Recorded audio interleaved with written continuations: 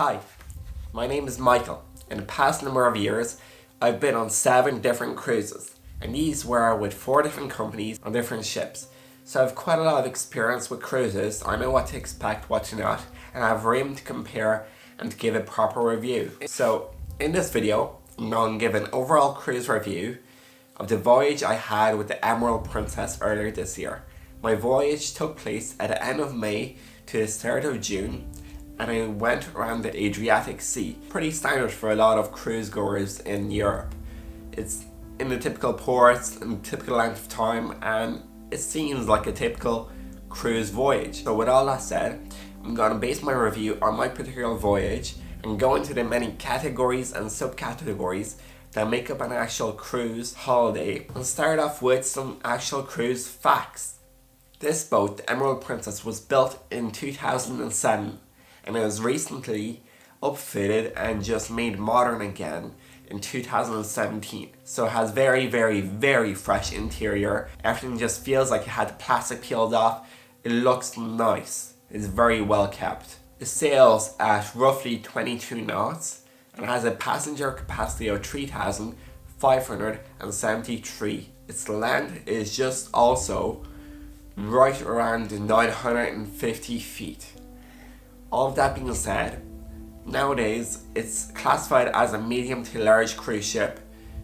It's not massive, but it is a lot bigger than most of the other cruise ships around. But does size really matter? Well, with cruise ships, believe it or not, it does. You see, the smaller cruise ship, the less amenities it has, the less fancy it is, put it simply. It's more of a boat rather than a cruise ship. But the bigger you get, the more extras you add on, because in 2007 this ship would have been at the top. It would have been classified as a very large ship. So it has a lot of swim pools, it has bars, it has lounges, it has a really nice atrium, it has shops. It just has a big area, and it also has stuff like a basketball court, a mini golf area, and just a nightclub. So yes, the bigger the ship, the kind of better your amenities on board are. But that being said, let's go into the first category, which is food. This is one I'm a bit salty about. You see, Princess has a good reputation of having good fresh food, and yes, the food is fresh, it's tasty, but what you don't often hear about is the choice. I personally dine in the buffet, and this is for 2 reasons. It's very convenient and it's very quick, so I love dining in the buffet. And on board a Princess ship, the choice is not huge in the buffet. It's actually really small in comparison to other ships, even with smaller sizes, which is a bit disappointing. And what's even worse is that, well, the vegan options are a lot smaller. You see, for breakfast, lunch and dinner, the vegan options there are crackers, soy milk in little cartons, as well as fruit. And fruit changes depending on the time of day. We have bananas, kiwis, apples, oranges, and a few different varieties of melon, as well as pineapples. Decent fruit choice. But apart from that, all the other dishes are kind of already composed together. So let's just say you have a pasta bolognese, for instance. Rather than having pasta, bolognese, meatballs, some other additives, let's say like peppers or whatever you want to put on top, cheese, it's actually all mixed together into one dish, which is great for convenience and super quick for anybody trying to get it. But if you're someone like me who's a vegan, or let's say you're gluten-free or meat-free, it really just crosses that dish out of your way. That's really disappointing, because from talking to other people and my family, the combined dishes were delicious. They were fantastic. You had a lot of meat choice, you had a lot of dairy, you had a lot of cheese. Basically, this being an American boat, you had the American diet all combined into one ship. So if you're American or you like American food, American diners, this will be perfect for you. You pretty much have unlimited choice of really good American food.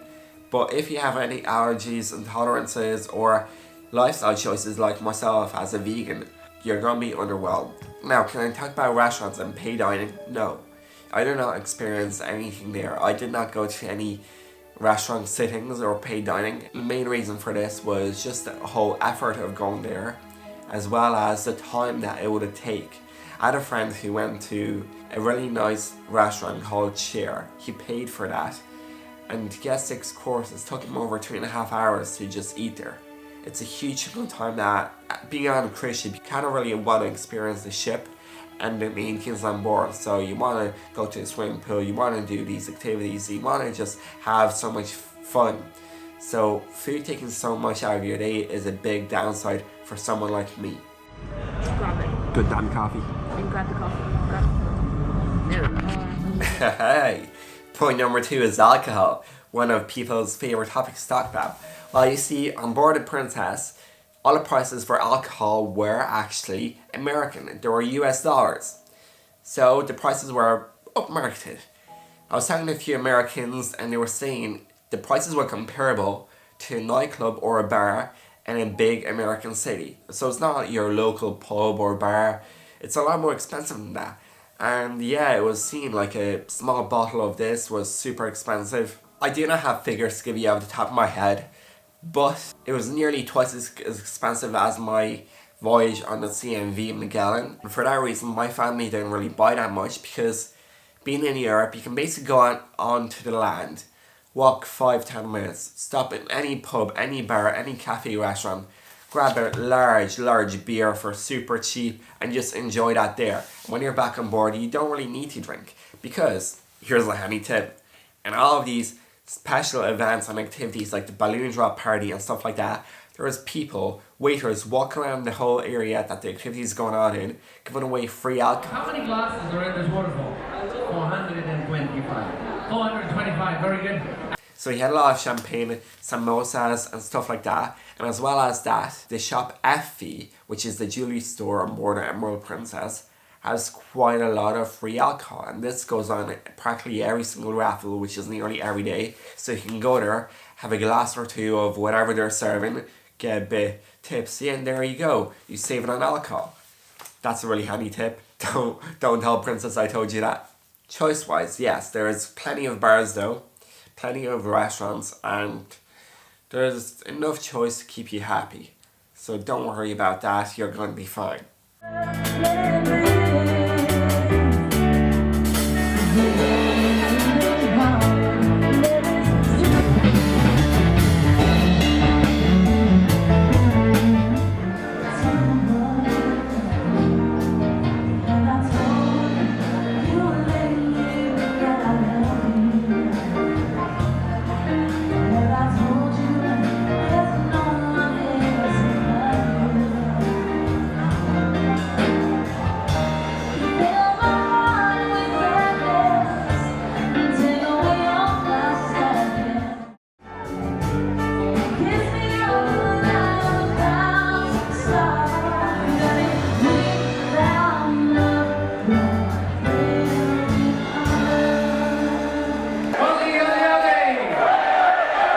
I just briefly mentioned right there, shops. There is plenty of selection, they're open at good hours, and one other thing, they're surprisingly fairly cheap.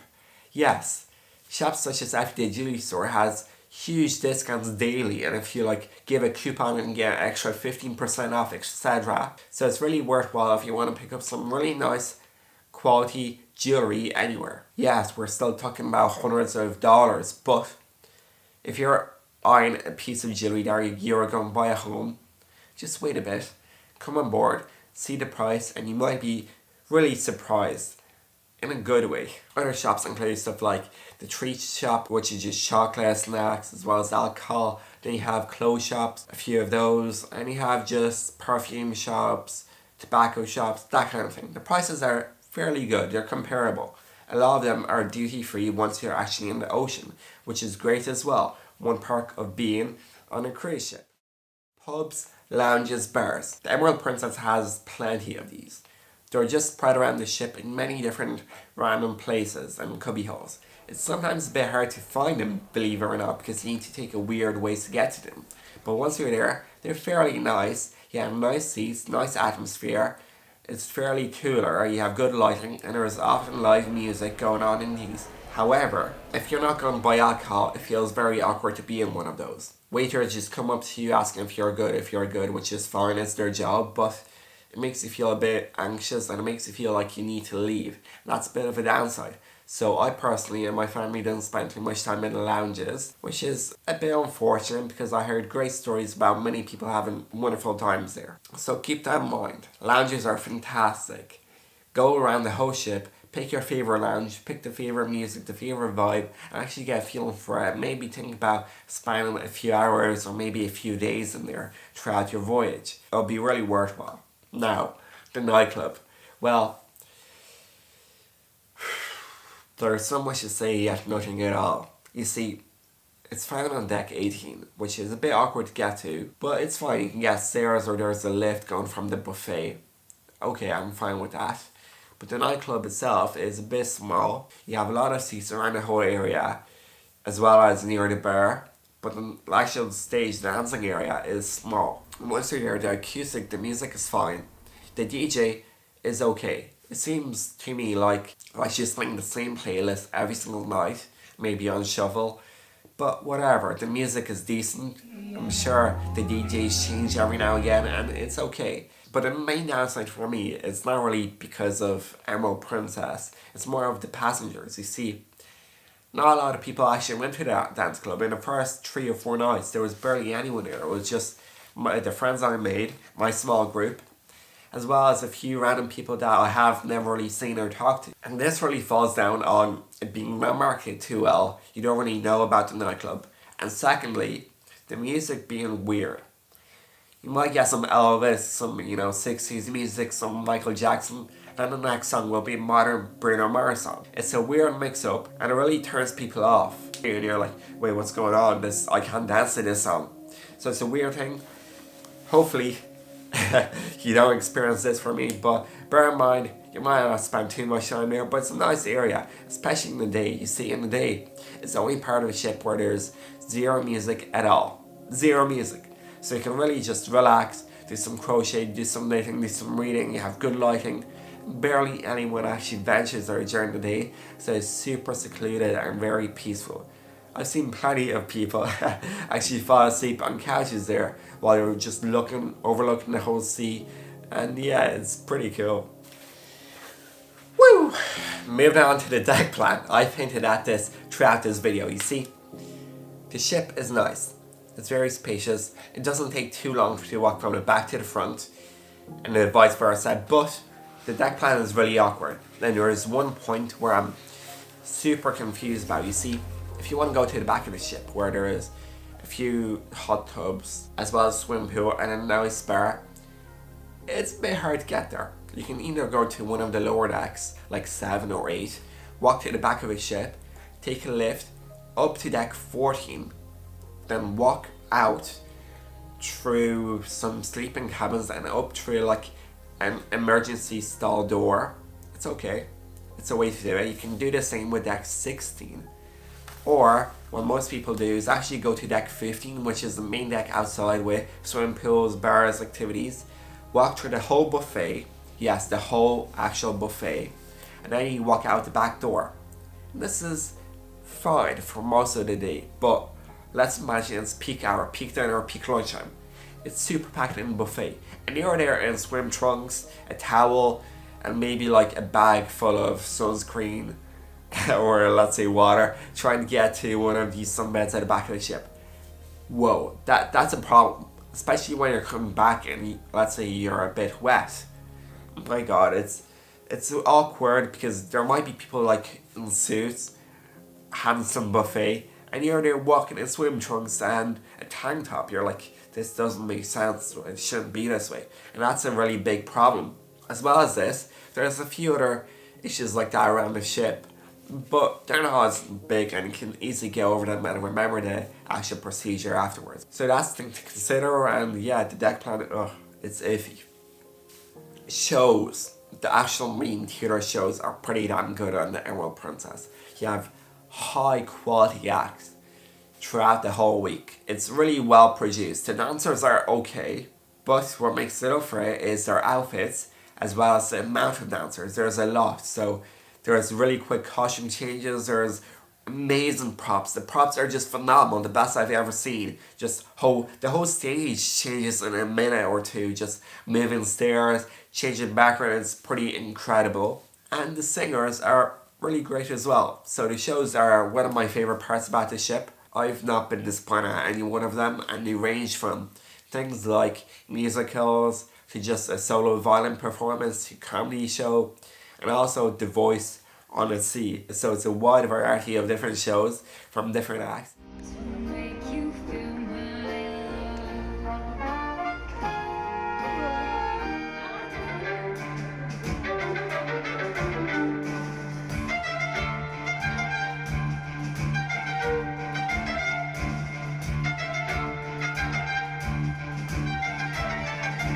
And there's 2 per day, one at 7:45 and one around 10 p.m.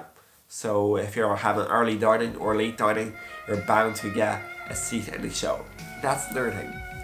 Some of these shows fill up really quickly, so I've seen people go there and get a seat like 30 minutes before the show even begins. So that's not taken away from the show itself. It's just showing you how good the shows are and you kind of need to keep that in mind and try and get there at least 15 minutes early to get a nice prime position seat. Yeah.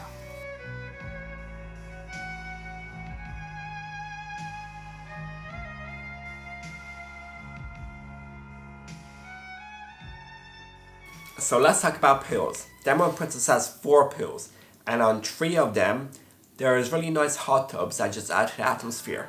The pools are pretty good. I believe one is heated in Sanctuary, and I'm not sure about the others. They're refreshing, they're nice, they're cool, they're deep. You can really do great swimming, and the hot tubs are fantastic as well. They're large, they have nice bubbles, and they're warm. They're pretty good hot tubs as hot tubs go. But my main downside for them is the fact that there is very little showers near the pools, and sometimes the showers are not used at all by people going into the pools. And that's a bit of a, oh no, people are dirty thing. But if you don't mind that, then you absolutely love the pools. And now going downhill with my whole review of this ship is the activities. I personally, being a young adult, didn't really enjoy the activities on board at all. You see, in days at sea or in days where you come back on land early, you don't really have much to do around the ship. You can walk around, maybe go to like an art show, an auction, perhaps paint a bit, or even go to the library.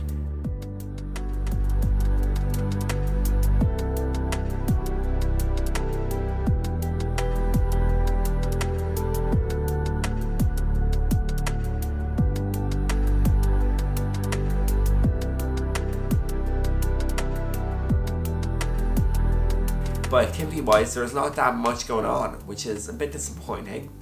I believe that there should be more, let's say, basketball tournaments, table tennis tournaments, pool games.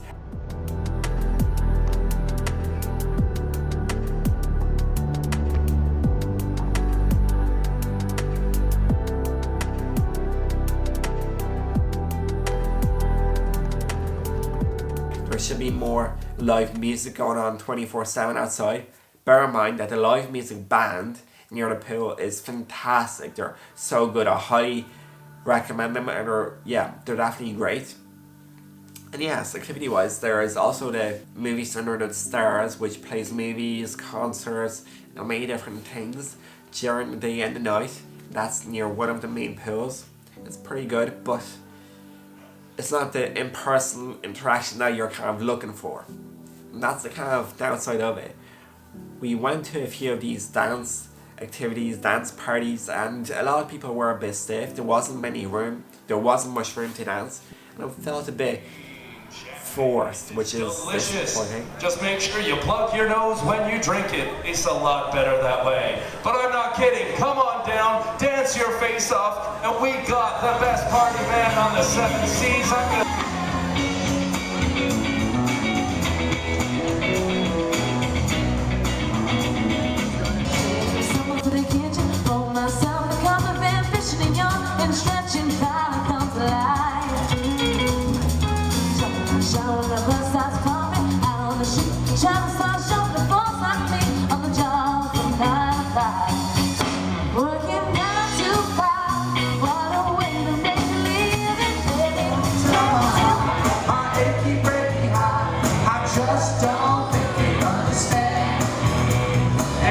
Tell my heart, my achy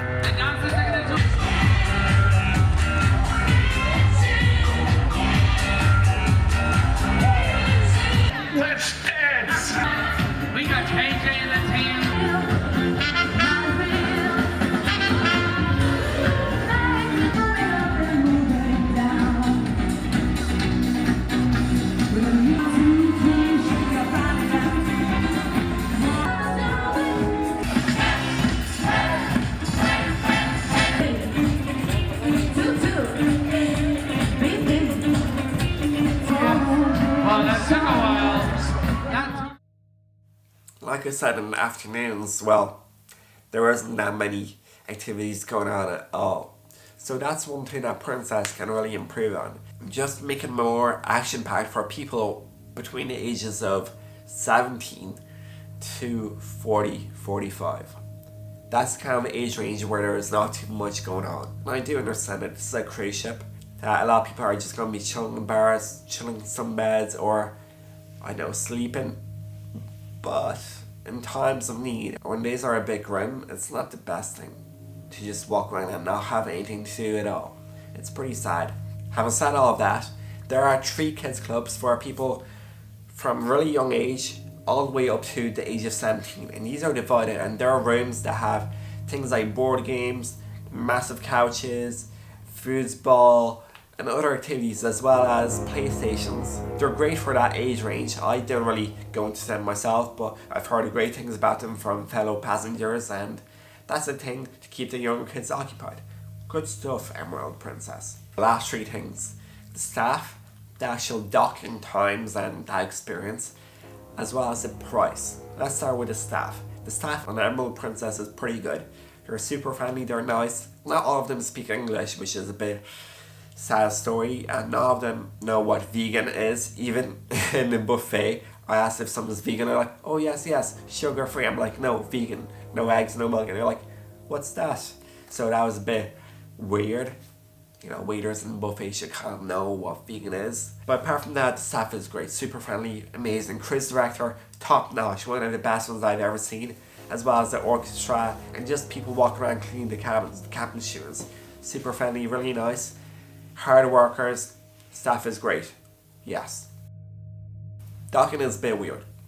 Our docking times got changed a tiny bit, and the weirdest thing is that we normally docked at 7 a.m. Then we're on land until about 4 or 5 p.m. On average, it changes per day. And my main point of issue with that is, on a cruise ship, on a holiday, most people drink, most people party.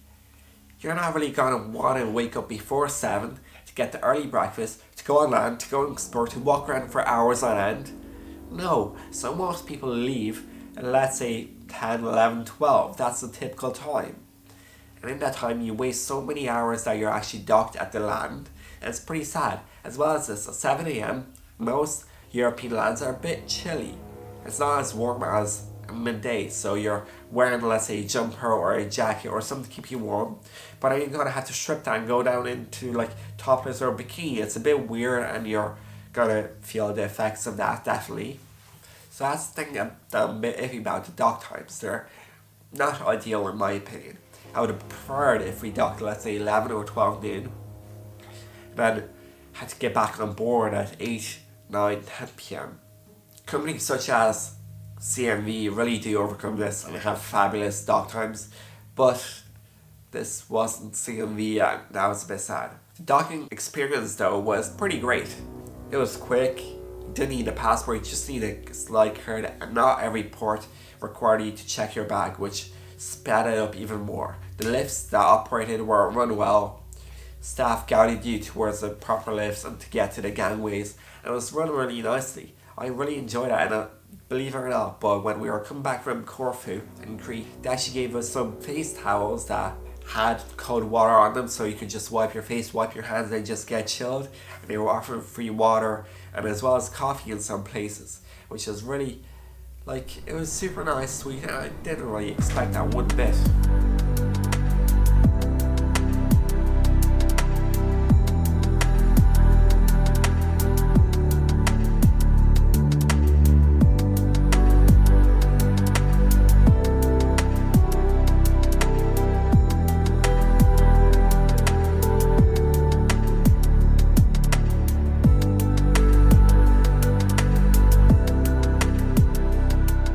Giving a bit more context to my whole experience of docking, I'm strictly talking about an independent traveller, one that didn't go on any excursions and really wanted to go into the main towns, main areas, and just walk around them to their full extent. Like I said, excursions were a no-no for me because one, they were highly priced, and two, I didn't really like the packages personally. I prefer just having my own free will and doing what I want, but that's an option. If you're going on excursions, I'm sure that the docking was not an issue at all. because the excursions left from the port and came back to the port within the time given. So yeah, you're all good if you're going on excursions. Oh boy, now last bullet point, the price. The price for Princess cruises, it's up there. It's not the highest, but we're in the top 25% of the most expensive cruise ships. And our one is not the most modern cruise ship, so it's a bit cheaper, but we're easily talking about over €1,000 per adult for a 7-day trip. And that's something to consider. And if you're going to add on flights, transfers, maybe initial day in a port city, then that really does stack up. The price increases incrementally and the cruise ship will not be as affordable as it first seemed. You see, with CMV cruises, we often left from either Dublin or London, so we had the transfers included, we had no flight costs, and we could bring really big heavy bags with no issues. That is a pleasure. This was not so much. You had a risk of losing your bag, not having the suit with you, having too much weight, all of that kind of stuff. It's a bit of a stress.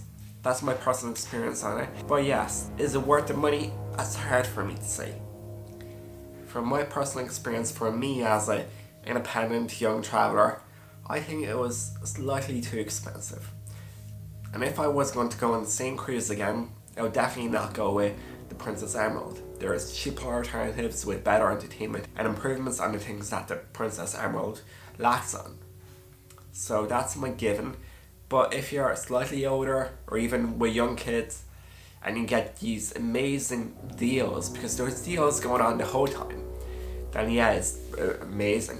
We did not get a deal, that's why I'm talking about this, but I've heard of people getting 25, 30, 40% off their whole entire cruise ship. And then at that point, it's simply fantastic. It's well worth the money. But at full price, no.